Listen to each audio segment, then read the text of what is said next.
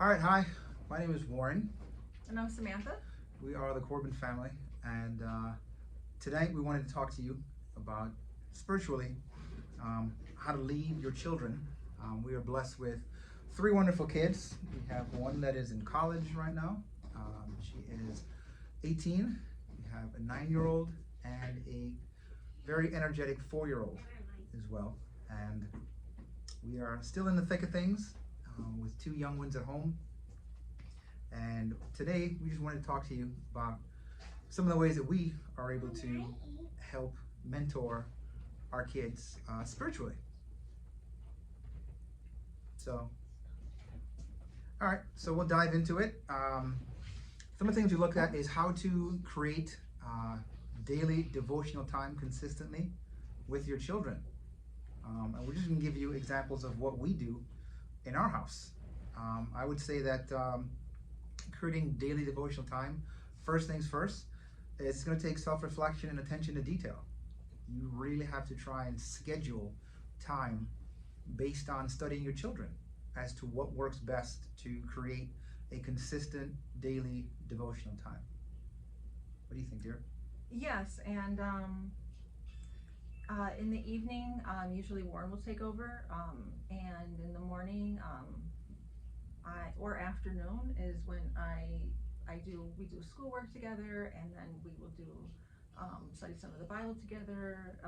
We use a curriculum right now for the Bible to kind of dive into the Old Testament, and we like to talk about how does the Old Testament relate to how can we relate to God through the Old Testament as far as knowing His character, and it works out really good because by the time Dad gets home, the kids are anxious to have like a change of parent, and they really treasure the time at nighttime. And I would say that in the evenings when I normally come home from work, when we're about to go to bed after we've had dinner and such, and we've talked and we've shared, usually the bedtime routine we try to do as many times a week as possible. Some days are easier than others, that's typically what happens in your life. You plan, and then sometimes those plans just go out the window. But typically, we will do some form of a quick story time with kids at night, mostly stories that are related towards the Bible, something encouraging. We'll take prayer requests. Sometimes the kids will lead in prayer, sometimes I'll lead in prayer, sometimes Mom might lead in prayer. And we always like to make sure that we tuck them in bed, just reminding them that we love them. God loves them most of all. And to try and at least let their mind go to sleep at ease with something spiritual for them to hold on to. Another question they asked us to talk about was how to help them develop their own relationship with God. I think modeling for them is very important. Just being aware of how we speak to each other, how we speak to people on the phone, how we speak to people that come over the house. They're always watching, and it's very obvious that they are complete sponges, just taking in every single thing that we say. So for us, we've learned over the years that we have to be very cautious at times about what we say because there's always little eyes watching us. And I'm guilty of that.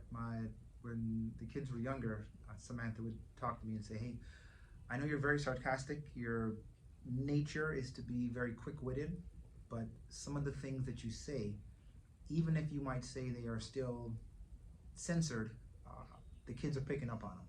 And so you really need to be more mindful and more aware of the jokes that you make or the sarcastic things that you say or the phrases you might say, because as Samantha just said, the kids are sponges and they will definitely pick up on that. And you might be quick to correct them, but at the end of the day, it's like, where did they get that from?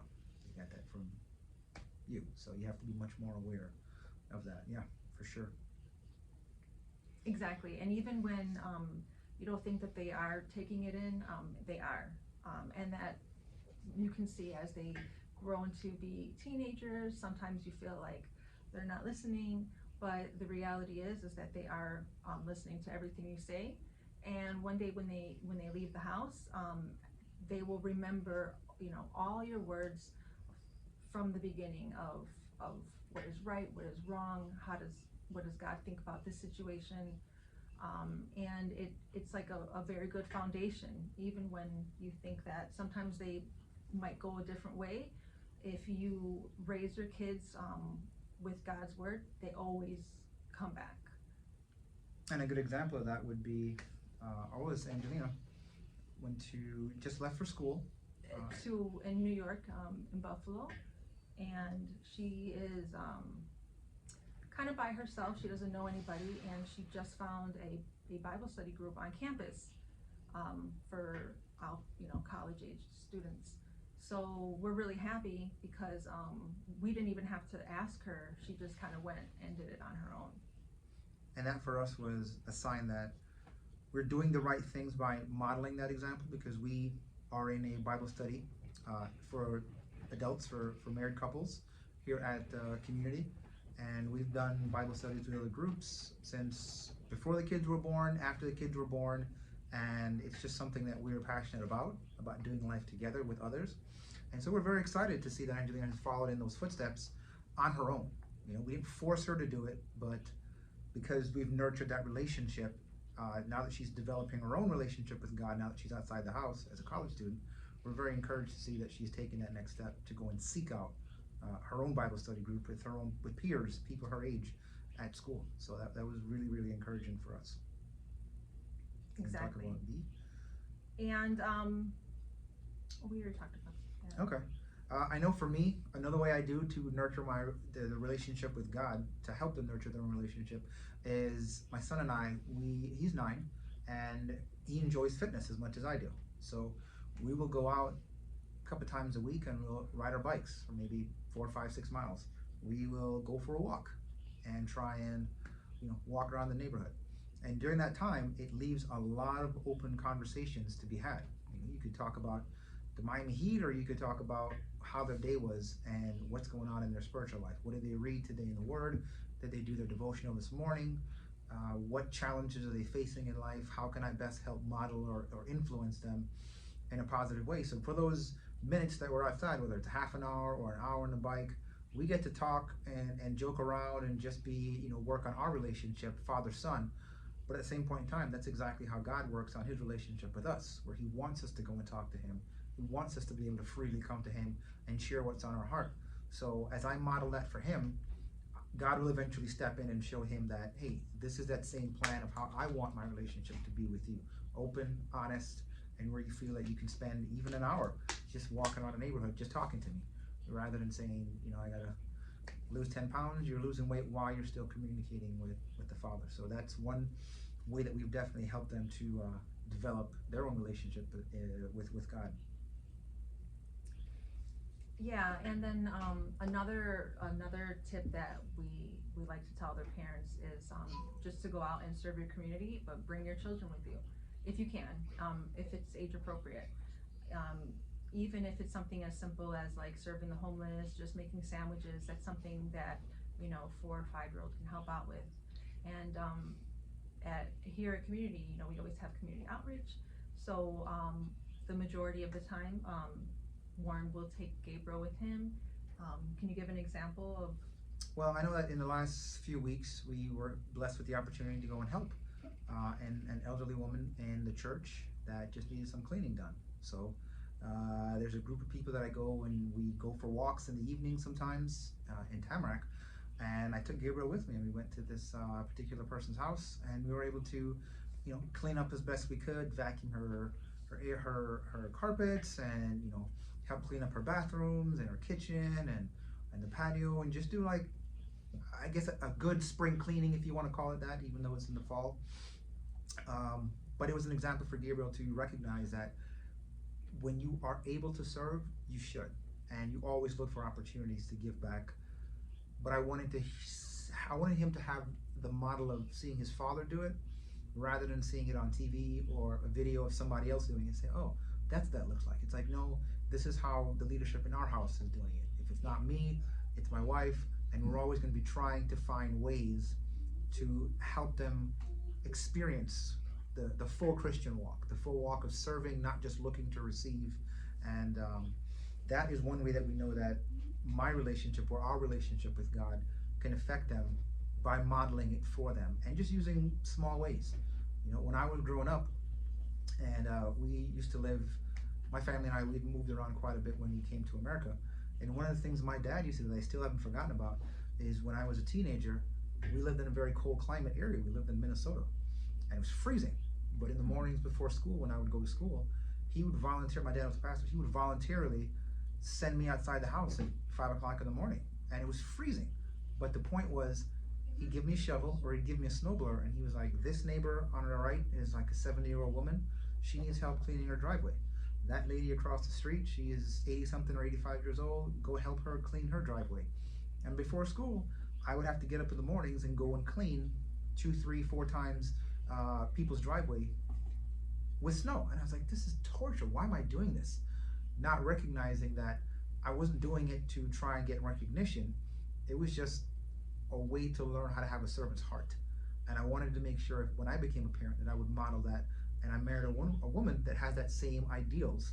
And so it helps us when we are relating to our children to use some of the strengths we have to serve, whether it's making food for other people, inviting people into our home, whatever it might be. We want to make sure that we model it for them, for our kids, so that the next generation can also be influenced in such a way. Exactly. Sometimes you don't even need to say words because actions just show everything. Absolutely. Another thing that we do is our neighborhood, you know, I'm not going to say our neighborhood is sanctified or saved, but we live in a fallen world. We're sinners as well. However, I'm very passionate about music, and so is my son, fortunately. He likes music as well. And so when we invite the neighborhood kids to come to our house, we are unashamedly going to play Christian music. And that could be Christian rock music, Christian rap music, Christian electronic techno type music. But the point is that we want our relationship to affect not only him, but the kids that he associates with. So when they come over to our house to play, and they're using our backyard, or they're bouncing a trampoline, or playing basketball, I have no problem putting on music, and it will only be Christian music. And so the kids in the neighborhood know some of the Christian songs, regardless if they go to church or not, regardless if their parents are Christians or not, because it's our opportunity to continue to use our relationship to affect our kids and the people that associate with our children. And so that's one way that we always try to influence others for Christ without smacking them over the head for Christ, if that makes sense. You know, there's no need to yell at them and scream they're going to burn, when we could simply play songs that they might not hear otherwise, and those lyrics will eventually start working on their heart, and they might want to get curious, and so on and so forth. So that's one thing that we do also to try and influence them. So last question, one of the things they asked us was how to keep your children grounded in their faith.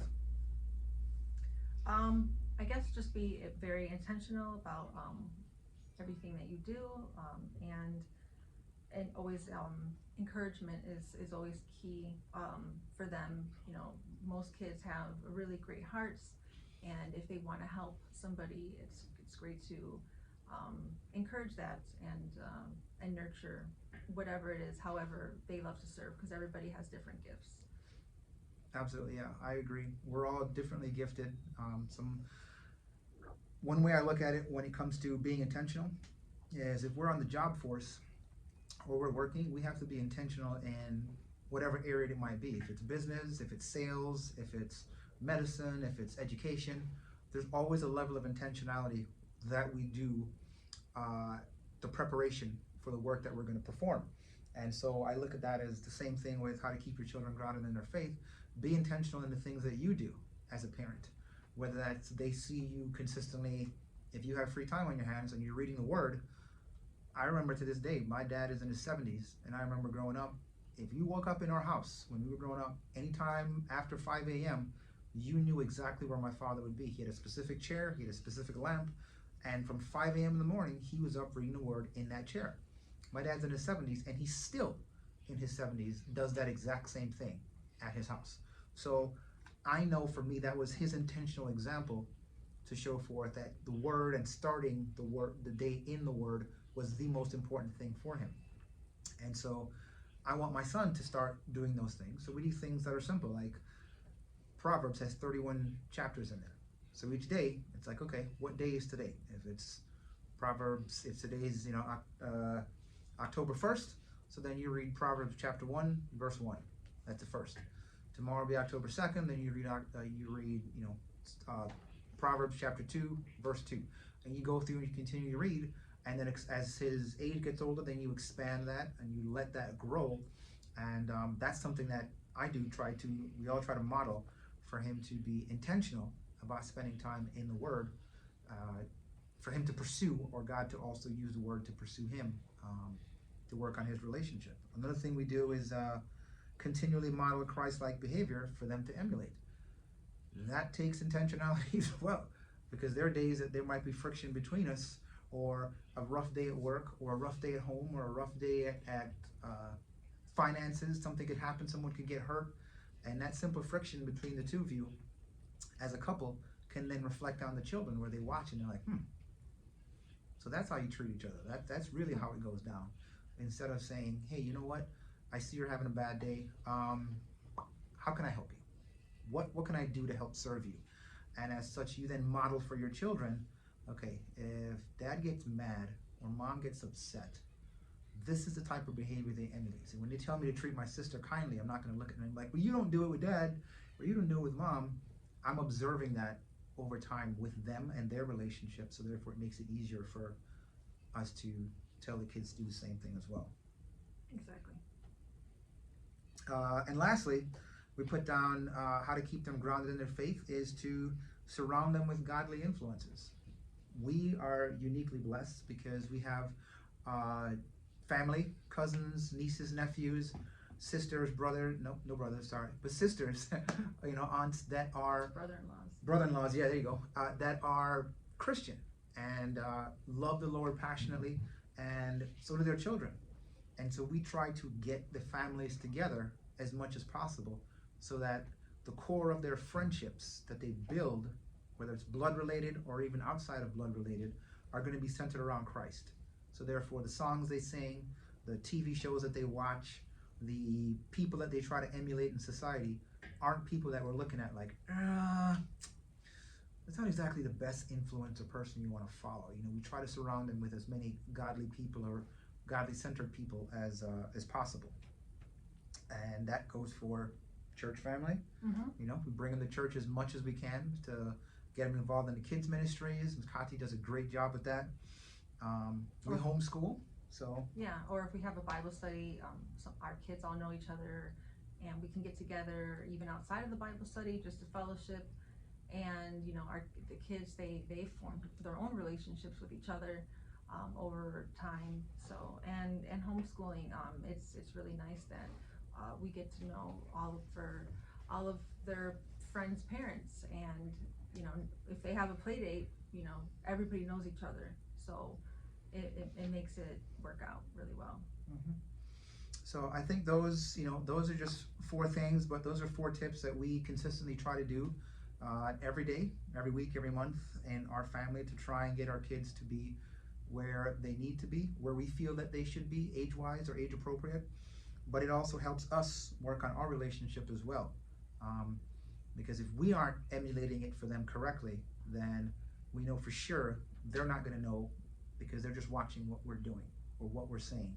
And so it does keep us on our toes, working towards a better relationship with each other, and that starts, of course, with a better relationship with God, so we can have the level of compassion or concern or care or love that is needed to give to each other, but as well give to our children. And we're not here to tell you that it's easy. It is not. We just celebrated 10 years last Wednesday, and time flies.